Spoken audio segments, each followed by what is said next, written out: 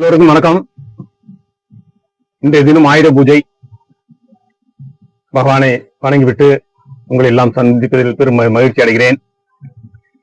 நண்பர்களே, பெரியோர்களே, பெறாமல் பெற்றெடுத்த தாய்மார்களே, சகோதரிகளே, சகோதரர்களே, எதிர்கால இந்தியாவை காப்பாற்றப் போகும் இளைஞர்களே, இன்றும் புதிய புதிய கண்டுபிடிப்புகளை கண்டுபிடித்து நம் பாரத தேசத்தை வளர்ச்சி பாதைக்கு கொண்டு செல்லும் இளைஞர்களுக்கும் என் மனமார்ந்த வணக்கத்தை தெரிவித்துக் கொள்கிறேன்.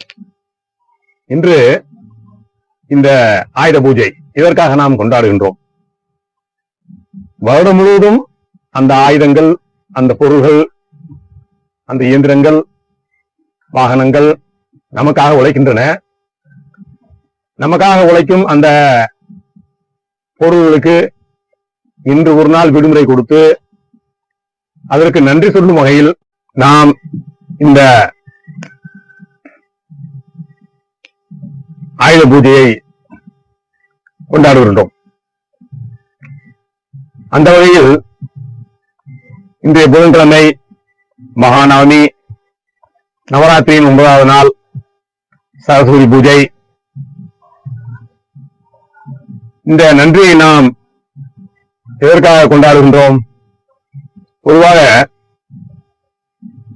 நன்றி என்பது மனிதர்களாகிய நமக்கே உரிய சிறந்த பண்பு. ஆதலால் நாம் எதற்கெல்லாம் நன்றி சொல்கின்றோமோ அவையெல்லாம் நம்மிடம் சிறப்பாக இருக்கும்.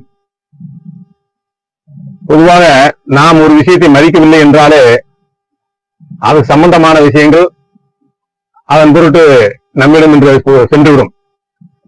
ஆதலால் இந்த சரஸ்வதி பூஜையும் அப்படித்தான். இருங்கோல், புஸ்தகங்கள், பேனா, நோட்டுகள் அனைத்தையும் வைத்து பகவான் முன் அதை நமக்கு அறிவு, கலை, கல்வி, ஞானம் இவற்றை வழங்கக்கூடிய சரஸ்வதி தேவியின் படத்திற்கு முன்பு வைத்து வழங்குகின்றோம். இவை அனைத்தும் நம் வாழ்க்கையில் நமக்கு உறுதுணையாக இருக்கின்றன. அறிவையும் ஞானத்தை கொடுக்கும், கல்வியை கொடுக்கும் சரஸ்வதி தேவியின் அருளை பெற இன்றைய நாளில் நாம் உங்களை எல்லாம் சந்திப்பதில் மிகவும் மகிழ்ச்சி அடைகிறேன்.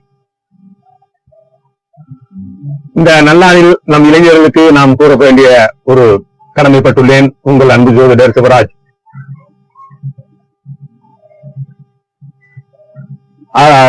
40 வருடங்களுக்கு முன்பு 10ஆம் கிளாஸில் ஃபெயில் ஆகி சரியாக படிப்பது பெற்று இன்றைய சூழ்நிலையில் ஆங்கிலத்தில் எழுதியிருக்கும் எழுத்துக்களை படிக்க தெரியாதவனாக இருக்கின்றேன். அதன் கஷ்டம் எனக்கு தான் தெரியும். நண்பர்களே, சகோதரர்களே, இளைஞர்களே, கூகுளில் 2 செல்போன்களை வைத்து அந்த ஆங்கில எழுத்தை மொழிபெயர்ப்பு செய்து படித்து பார்க்கின்றேன். நான் கூறுவதெல்லாம் சூரியன், சுக்கிரன், புதன் இதை ஒரு மாதத்திற்கு ஒரு முறை ஒரு ராசியிலிருந்து மற்ற ராசிக்கு வரும். செவ்வாய் 45 நாட்கள் ஒரு முறை ஒரு ராசியை விட்டு மற்றொரு ராசிக்கு வரும். சந்திரன் ஒரு ராசியில் 2 நாள் இருப்பார். ராகு 1.5 வருடம் ஒரு ராசியிலிருந்து மற்றொரு ராசிக்கு செல்லும். குரு பகவான் 1 வருடமும் சனி பகவான் 2 வருடமும் ஒரு ராசியிலிருந்து மற்றொரு ராசிக்கு செல்வார்கள். நாம் ராசியை விட்டு ராசிக்கு செல்வதை பயிற்சி என்று கூறுகிறோம். எல்லா கிரகங்களும் இந்த வேலையை செய்கின்றன. உண்மையாக எடுத்துக்கொண்டால் ஒவ்வொரு ராசியிலும் உள்ள 3 நட்சத்திரங்கள், 12 ராசியில் உள்ள 27 நட்சத்திரங்களை தான் இந்த கிரகங்கள் கடந்து செல்கின்றன என்பதுதான் உண்மை. ஆகவே ஒவ்வொரு கிரகமும் ஒவ்வொரு நட்சத்திரத்தில் இருக்கும்போது என்ன வலிமை பெறுகின்றதோ அந்த நேரத்தில் பிறப்பவர்களுக்கு அந்த தன்மையை அந்த கிரகங்களின் ஆற்றல் வழங்கும் என்பதுதான் ஜோதிட விதி.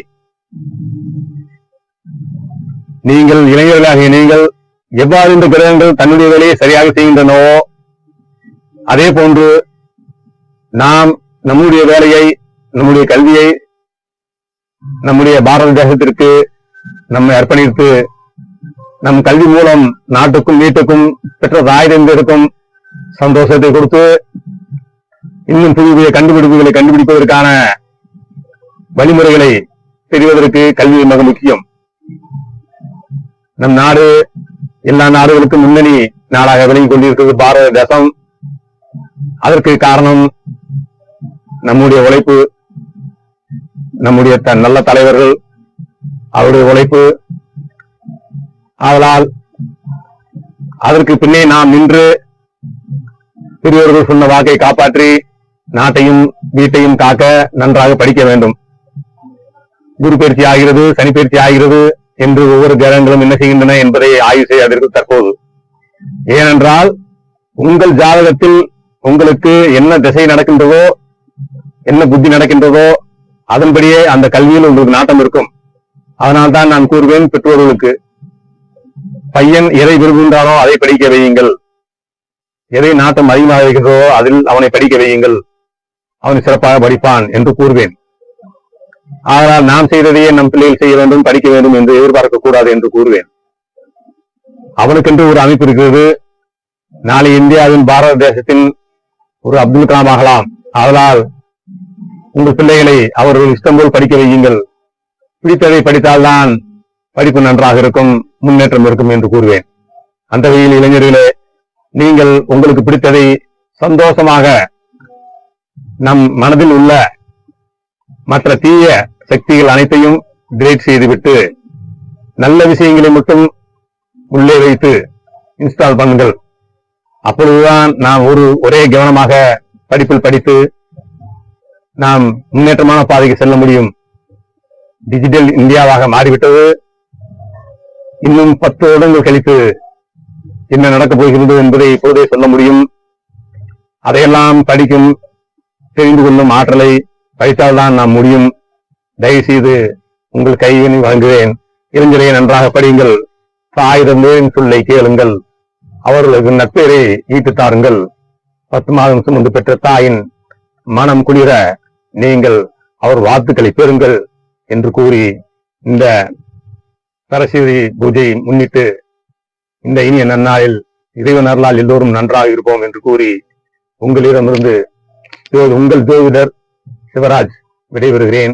நன்றி.